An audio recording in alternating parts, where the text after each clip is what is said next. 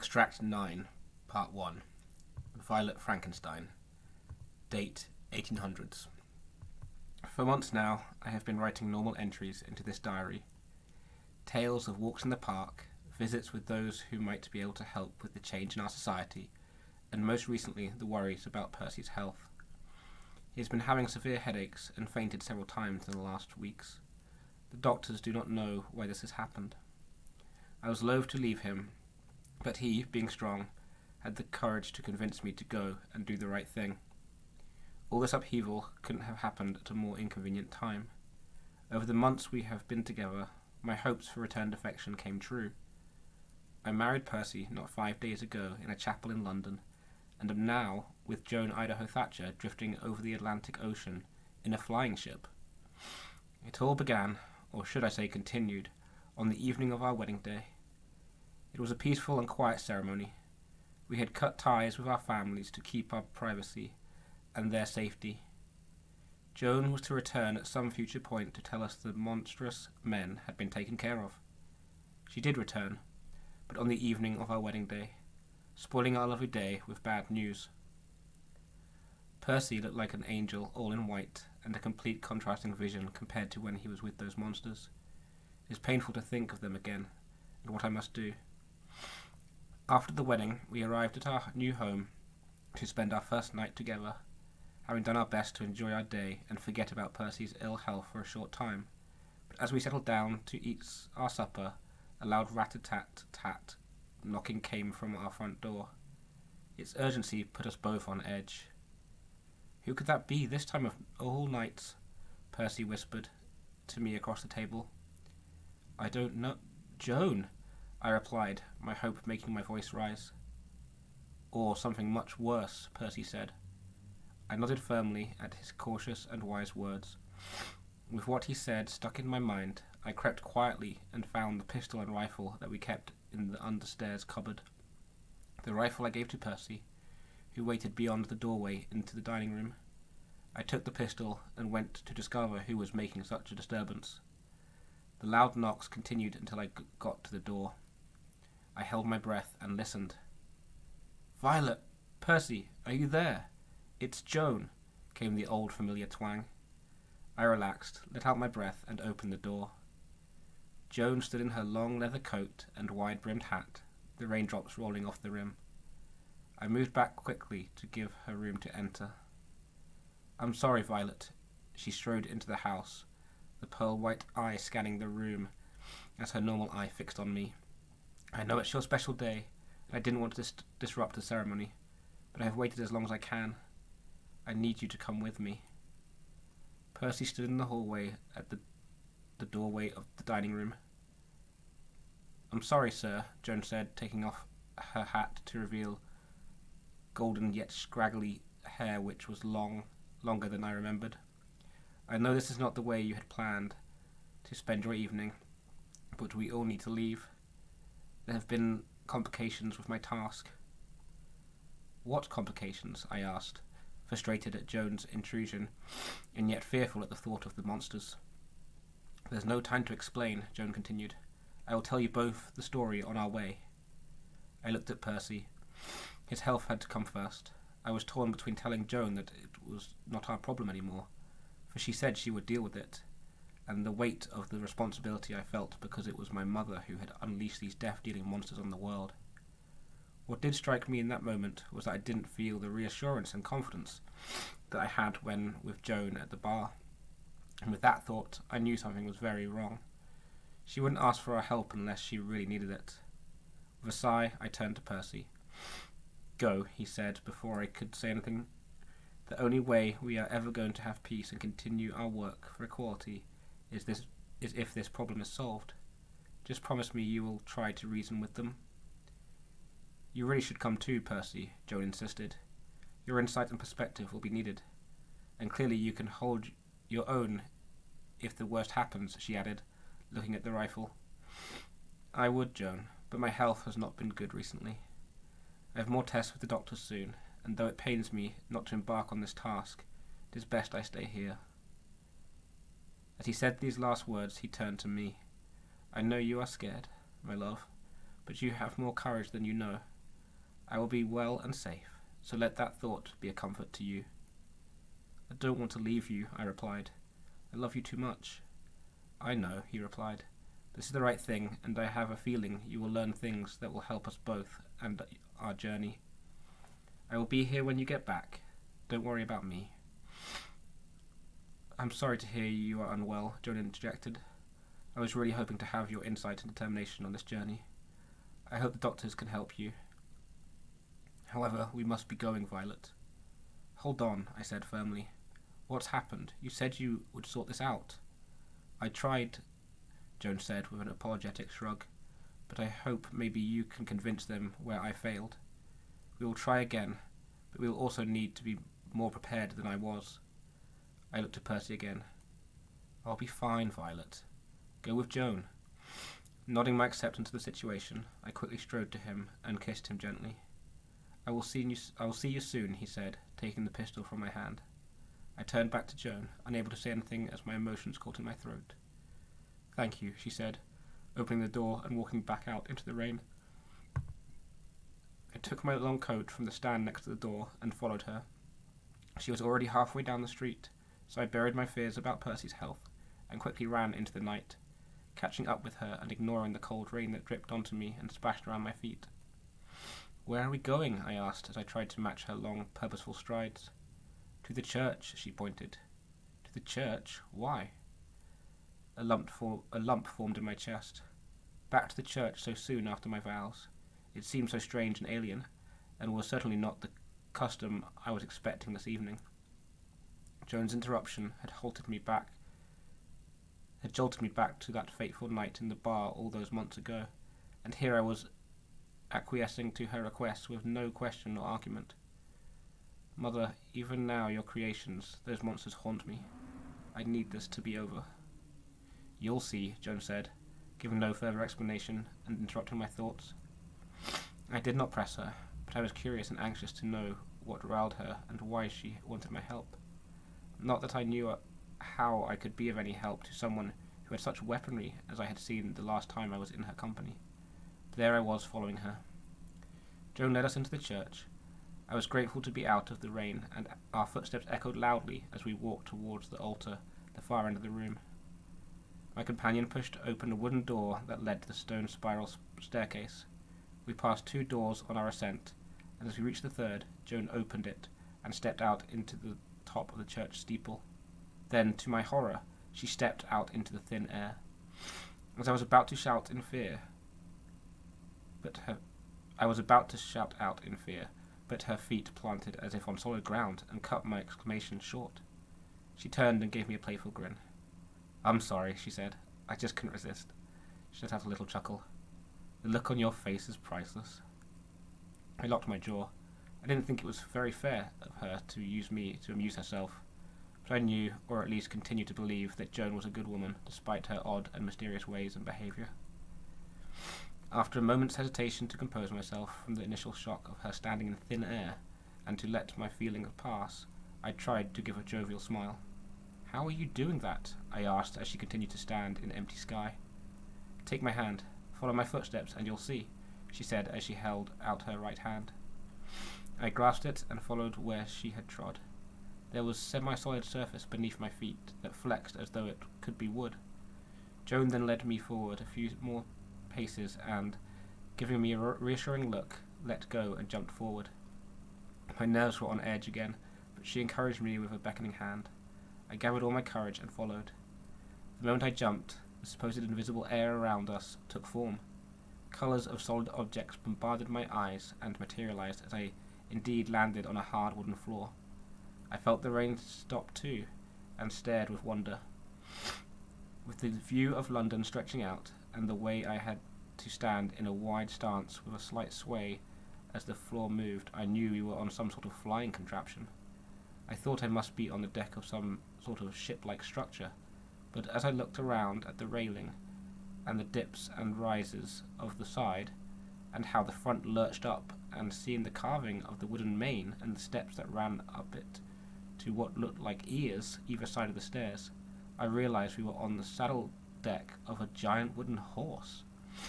I breathed heavily with bewilderment, and my eyes followed the ropes ascending from the ears. Above me was a giant canopy of lead webbing which surrounded a huge material balloon. I saw the balloon curved at either end, creating an oval shape, and there were more ropes, spaced at intervals, that kept it tied to the wooden horse we were on. Open-mouthed, I turned to Joan, and she nodded her understanding of my awe. "Here, you'd better sit down." She smiled as she pointed to a chair and table nearby, which looked both completely out of place and yet perfectly at home on this flying horse. I staggered over to the chair, my legs feeling weak. Sudden thought that I was so high up in a strange flying horse ship was so foreign to me, all of my natural senses, that I felt queasy. Birds should fly, yet here we were in something that was made for flying humans around. I sat down and took several deep breaths. Fortunately, Joan interrupted my fears and spoke before I could ask any of the hundreds of questions that were trying to take form in my mind. "I need to set us off, then I'm all yours," she said, and with that I watched as she went to work. She was more relaxed now than she had been when she had come to my house. Being here seemed to calm her, and she was back to the Joan Idaho Thatcher I remembered. Joan went to the side of the saddle deck that was adjacent to the church steeple, and I noted several ropes tied to the steeple. She put her left hand on the railings, and the ropes came free, as if by themselves, and reeled into the side of this flying horse.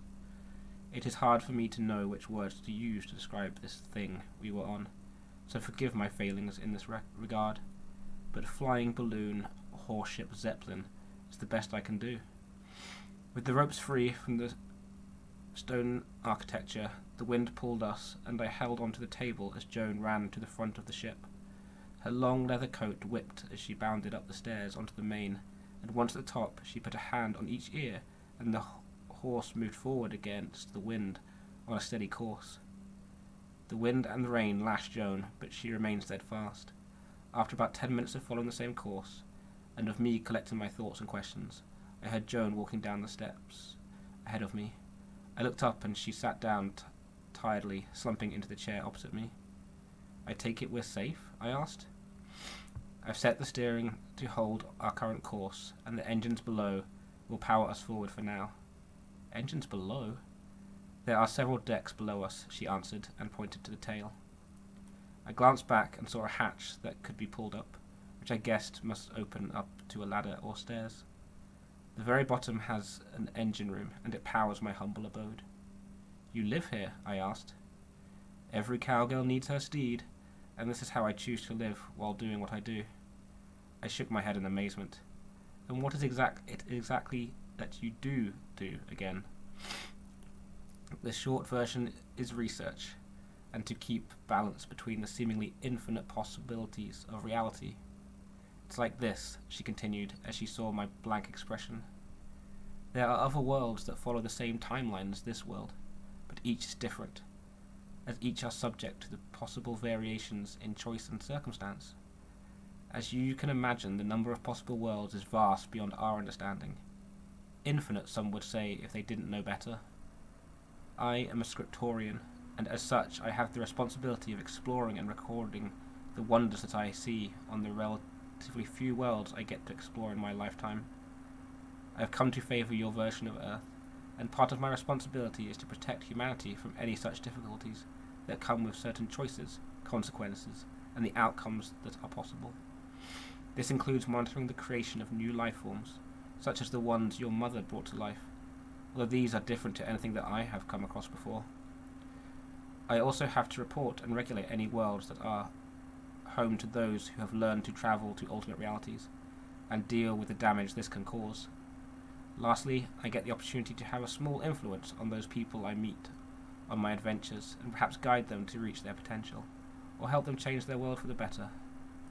There was a twinkle in her good eye as she finished, and I took advantage of the silence, trying to digest this fantastical tale. "That's the simple version?" I said finally. Joan chuckled and nodded. "I have told you what I can, so that you understand the basics of what we're about to do. The story we are part of is all that really matters.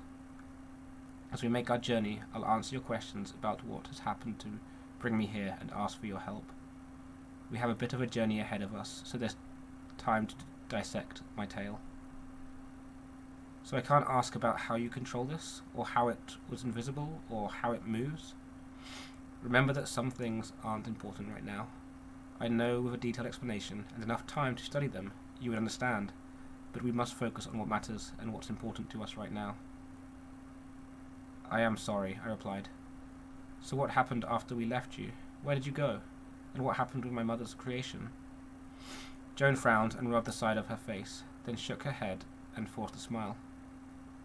I left that same day to find your mother's creations and the babies, and to watch them.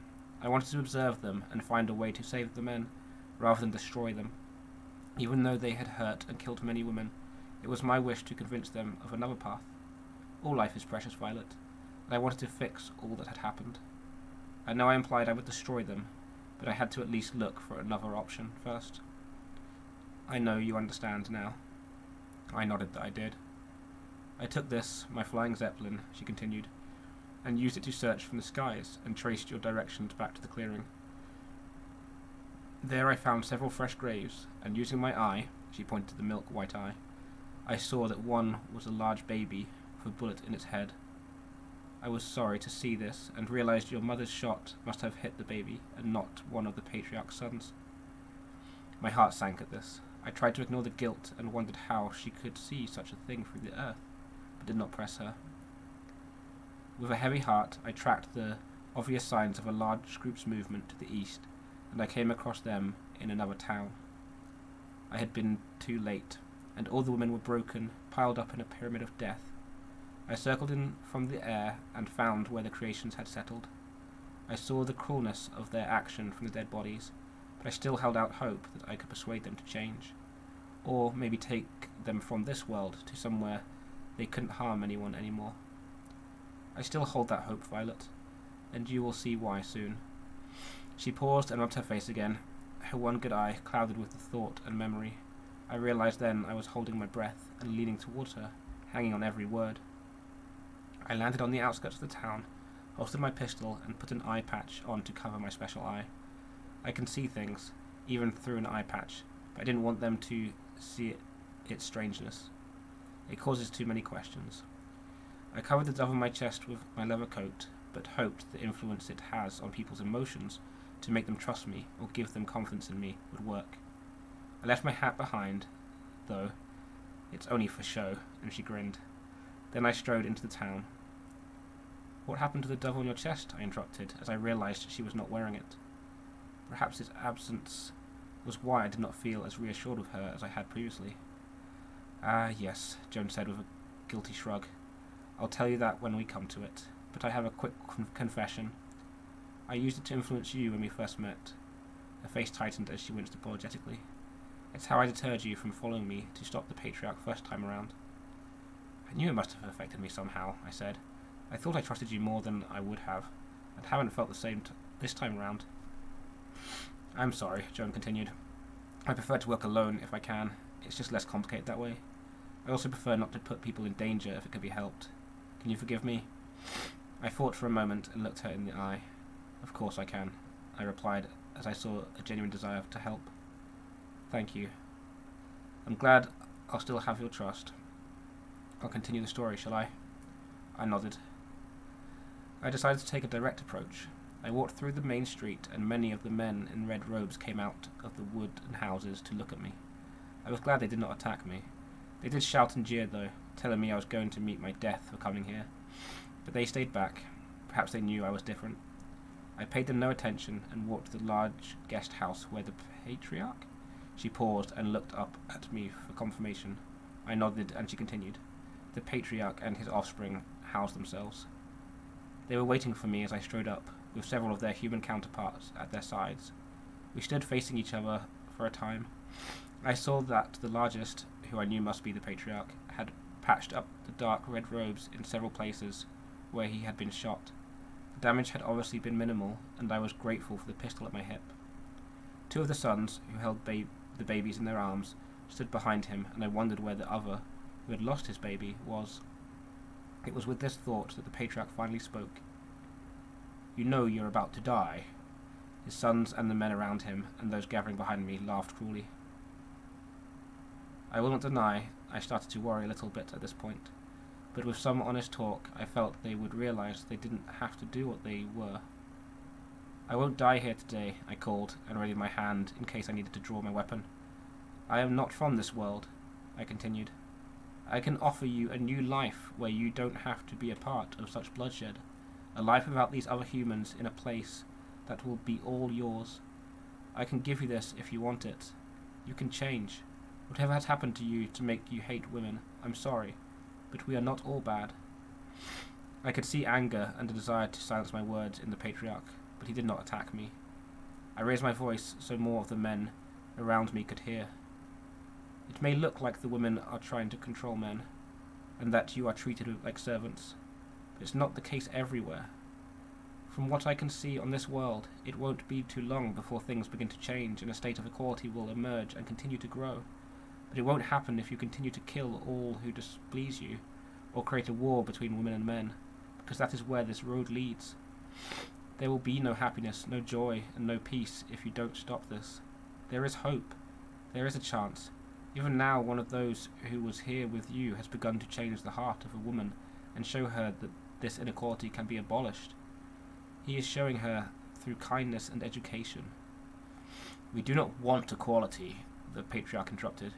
We want control. It is our turn to have the power. There is no other way but violence. You women, and the wars you have always fought, have taught us this. Even if we wanted equality, it still couldn't be achieved without violence. Maybe so, I interrupted back, but that is not your choice to make. You may be in the form of men, but you are not the same as them. You are something more durable and stronger. This is not your fight. I promise you that things can change for these men and for you, but you should not shape their path for them. Will you talk with me? I can tell you about how you can have your own place away from the pain you have had to endure already. These men need to forge their own road, as do you. Joan trailed off and looked across at me. I really thought I had been getting through to them, Violet, but these were the wrong words, and the patriarch roared when I said this. Her brow furrowed, and she shook her head slightly and sighed. The patriarch sneered at me then, hissing and spitting with anger as he spoke. I will not leave my brothers to the women who neglect them and treat them as lesser beings. How dare you try to manipulate me? This is why women should be punished. And with that, he came at me, with his hands held up to grab me. I quickly drew my pistol, turned it to the highest stun setting, and shot. The blue ball hit him in the chest, but did almost nothing. As the energy of the shot dispersed through him, he paused for a second. But it should have stopped him dead in his tracks. And then he continued towards me. I had no time to change the power setting, and so I turned and ran in the only direction available, toward the pile of dead women. I heard shouts and screams behind me, and knew they would be on me in moments. I opened my coat and pressed the white dove on my chest. It tells the Zeppelin to come for me. I holstered my gun as I continued to run, and waited for the Zeppelin to come. Heavy footsteps echoed behind me as I passed the twisted bodies of the dead women, but suddenly I heard the whistle from my chest and looked up to see the rope of my Zeppelin descending in front of me. Well, I saw the Zeppelin too, even though it was invisible to everyone else, as I always do thanks to this. She pointed to her milk-white eye again and winked. Once again, I wondered how that was possible, but so much of Joan was incredible and miraculous that I knew better than to try and get an answer. I nodded for her to continue. At the same time, I heard squelching and grinding noises from where the dead women were. The stomps and cries from behind me stopped dead, and I could not help but turn to see what had happened. To my horror, the bodies of the dead women were squirming and crawling along the ground, uncoiling themselves from each other. Those who could started to stand. I shook my head in disgust and confusion and turned to the patriarch and those behind him. They too looked on in bewilderment and ever so slight horror. The rope now dangled beside me, but I had to watch and see what was happening, and to know how the dead could walk once more. A few moments passed, and the patriarch and his sons turned to me. The patriarch readied himself to lunge at me again, but a loud simultaneous groan from the hundreds of dead women stopped him. At first it was incomprehensible, but as it was repeated twice more, I made out the slurred word which came from the animated dead. Father. they groaned. "Father," they repeated again and again. I was disgusted and horrified at this grotesque scene, and the eerie croaking word made me realize that somehow it was the proximity to your mother's creation that had caused them to rise. They were calling to him. I faced him again, and he smiled wickedly. "Get her," he called, pointing at me. The dead clambered at me before I realized what was happening. I came to my senses just before they grabbed me and reached for the rope, but it was too late. 3 of the undead creatures latched onto me and pulled. The only choice I had was to reach for my pistol. Thankfully I got a hold of it. Not knowing if it would work, I shot. To my relief, it blew a hole in the undead woman, and she fell back. I quickly shot the other 2 that grabbed me.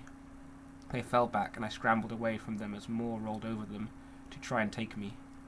I tried to grab the rope, but between shooting at the undead and the confusion, I missed and tripped. Before I knew it, my arms were pinned by the dead woman, and I was being held down. My pistol was ripped from my hand, and I knew it was over. I knew I had failed. I watched as the towering image of the patriarch came into my view, and he cradled my pistol, which looked like a toy in his giant hand. He smiled cruelly at me. "And now you die, strange woman." "Wait," came a voice from behind him. Then I saw one of the sons come into view. "Remember what she said, Father," the son said. "This woman is different. The things she spoke of about another world for us, and this strange weapon may be important to us. You saw what it did to these, our new dead slaves. It stopped them. And where does the rope lead that is floating in the air?" He pointed, and I panicked. I didn't want them to be able to climb that rope to get into my home. With all my strength, I pulled one of my hands free and punched the dove on my chest twice, and the rope ascended. "Quick! Seize it!" the patriarch roared, but neither the undead woman nor the sons were quick enough, and the rope withdrew from us and then vanished. My arm was yanked back and held by several of the dead women, their gruesome, bloody and broken faces leering over me, but I sighed with relief. They could not reach the Zeppelin now, so even if I did die, they would have no access to all the secrets on board in my books. "Curse you," the son cried as he turned to me. "Where did that rope lead to?" I kept quiet and closed my eyes. I had no choice but to accept my fate now. My silence only angered the son and the patriarch. "Stand her up," the patriarch shouted. The dead creatures that were once women pulled me up onto my feet, and I opened my eyes to see if there was any way to escape. There was not. They had my weapon, and the Zeppelin was far above me. "She touched the thing on her chest, and the rope went up," the son said, and he took the few steps towards me and put his hand on it. Nothing happened. He did not know that it only responds to me, and so he hit it again, but harder, and I winced with the force that rattled my bones. He struck it a 3rd time and shattered the dove, winding me. I coughed and wheezed and watched as the broken piece of the dove fell to the ground. Joan paused and looked at the floor before continuing. "I was sad to lose my dove.